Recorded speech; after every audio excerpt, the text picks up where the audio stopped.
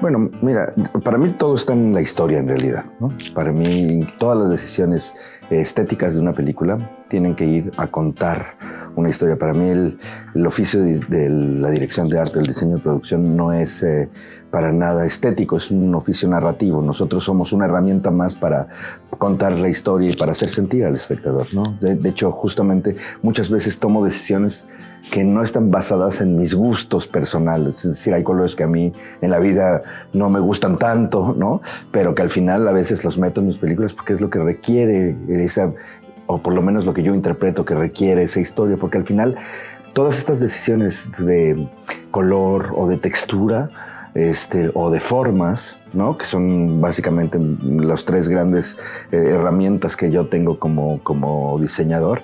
Todas estas cosas hacen sentir distinto al espectador. Si tú ves, por ejemplo, una locación en donde que es gigante y al lado ves a un personaje muy pequeño, bueno, lo estás minimizando, estás ahondando ciertas cosas, o si tienes ciertos colores cálidos que abrazan a tu personaje, o si tienes ciertas líneas duras que te hacen todo de manera, te hacen todo más hostil, ¿no? Ese tipo de cosas. Yo entiendo que hay que seguir la visión de un director. También entiendo que un director lo que hace es contratar especialistas que saben más que él en sus determinadas disciplinas, ¿no? Entonces lo que yo hago es básicamente tener conversaciones muy profundas de a dónde se quiere llevar la historia, de qué se quiere hacer sentir, más que de qué color va a ser esto, o cómo va a ser el sillón, por ejemplo, o si vamos a construir un set o si va a ser una locación. Las conversaciones van y versan mucho más acerca de qué le está pasando al personaje, qué queremos contar con el contexto, qué queremos hacer sentir en el espectador, ¿no? Dónde queremos poner el foco, ¿no? Y entonces yo hago una interpretación de eso normalmente y le presento al director mis ideas. Trato de hacerlas lo más justificado posible después de estas conversaciones y después hay un pequeño ajuste. En general, la verdad es que es una creación, como todo el cine, es una creación colectiva, ¿no?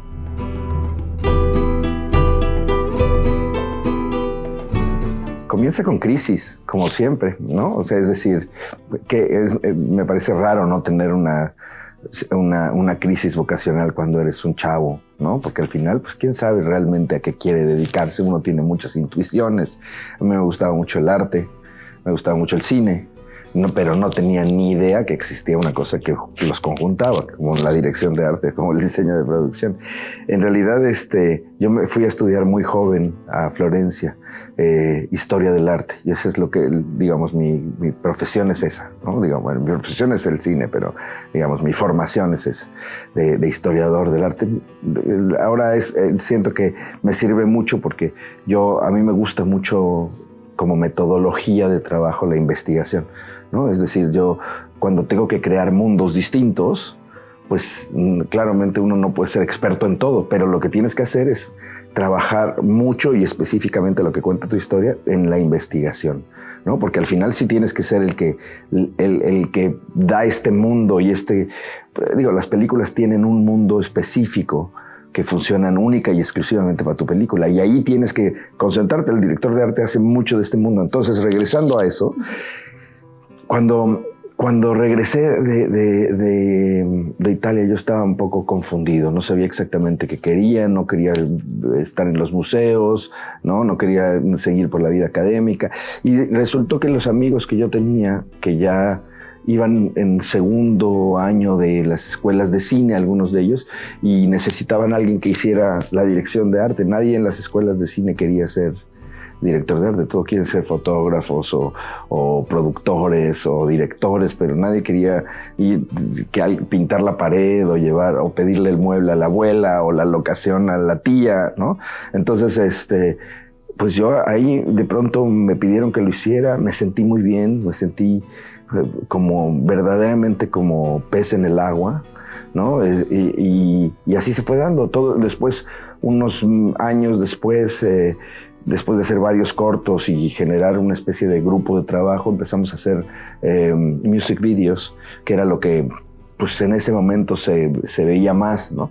Muy pronto esos music videos pasaron la frontera, ¿no? Porque los hacíamos de grupos mexicanos, y yo me gané un MTV Award cuando era muy joven, ¿no? Y de ahí empecé a trabajar con otros directores de arte que estaban haciendo largometrajes como asistente, y así se fue dando de manera muy orgánica, un paso tras de otro, ¿no? Entonces hice muchos music videos, hice muchos cortometrajes, luego hice muchos largos también con otros directores de arte, como en distintas posiciones del departamento, siendo el ambientador o el que hacía props y así.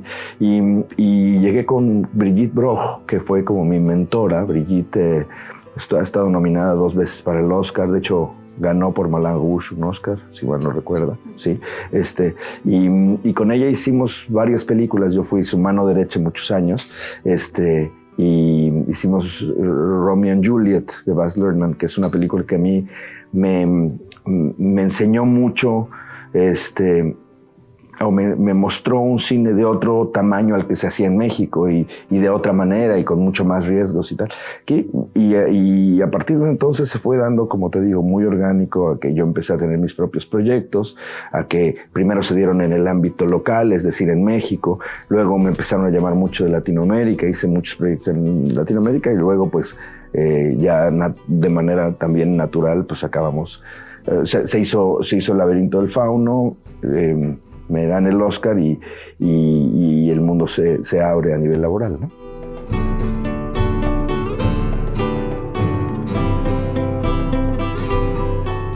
¿Sabes qué? No lo sé. Lo que sí sé es que todos empezamos en una época en la que hacer cine en México era muy difícil.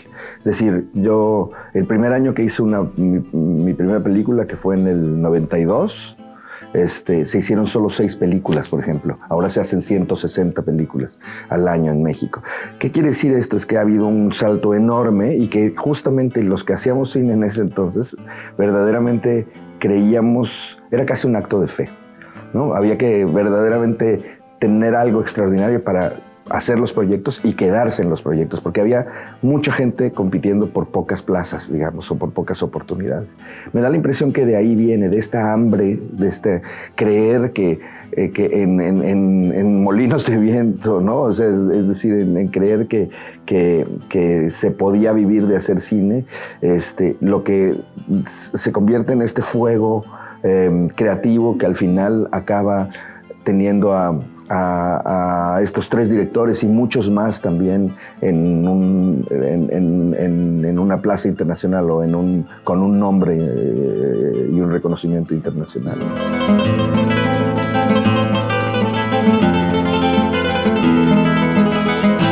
Bueno, yo creo que ahora es mucho más fácil de alguna manera filmar, ¿no? Porque la técnica ha avanzado tanto, además el mundo digital. Antes hacer una película significaba cámaras costosísimas y equipos costosísimos. Ahora con un celular se puede hacer las cosas. Yo creo que lo más importante es no perder, digamos, la voz y la visión, que eso es lo que pasa. Una persona, yo creo fervientemente que una persona que tiene una buena historia y tiene algo que decir, al final va a ser una película, digamos. Tienes la posibilidad. Si quieres y te empecinas, puedes hacerlo. Entonces yo creo que es muy importante tampoco banalizar. Pasa como, ¿sabes? A mí me pasa, por ejemplo, con la información. Antes era más difícil tener acceso a la información. Ahora tienes tanta que a veces no le pones atención y te quedas en la superficie y no indagas y no profundizas. Creo que es también lo que puede pasar con respecto a estas nuevas posibilidades, ¿no? Yo creo que los directores que a mí me interesan, o los cineastas que a mí me interesan, directoras y directores, ¿no? Directorex, como se dice ahora,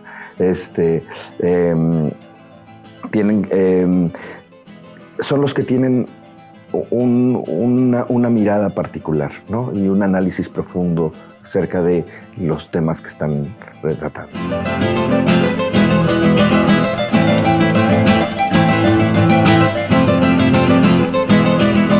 sí, Cortés, que es un título provisional, en realidad todavía no se sabe cómo se va a llamar. Es un proyecto que me invitaron, que me tiene muy prendido, la verdad, que estoy básicamente investigando para recrear el mundo prehispánico, concretamente Tenochtitlan y algunos otros lugares que visitaron o que por donde pasaron los españoles. Es un proyecto que hace mucho tiempo andaba rondando y que ahora por fin se conjuntó. Lo va a dirigir Ciro Guerra y Cristina Gallegos. Es producido por Amblin y por Amazon. Y está Bardem en el proyecto, ¿no? Gael y Diego también están metidos como coproductores, y la verdad es que es un proyecto que se está haciendo de la manera correcta, ¿no? Hay mucha investigación atrás, hay un guión sólido, y era originalmente una película de 4 horas, una película larga, y se decidió más bien hacer 4 capítulos de 1 hora. Es una miniserie.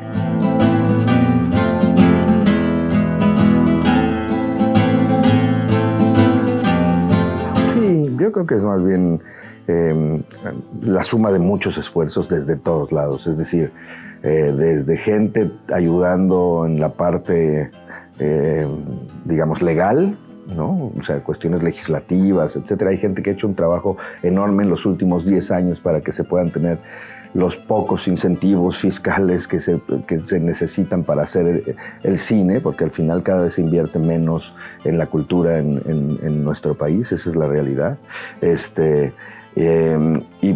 Pero por otro lado, creo que también están, digamos, la parte de los focos, que son los cineastas que están triunfando en el mundo, y creo que hay además no nada más estos ya consagrados cineastas, sino también hay una cantidad de jóvenes que vienen empujando fuerte y que están empezando a llenar también los slots de los festivales. Cada vez hay más películas mexicanas y más, y yo siento que sigue habiendo un enorme interés por lo que se está haciendo en México.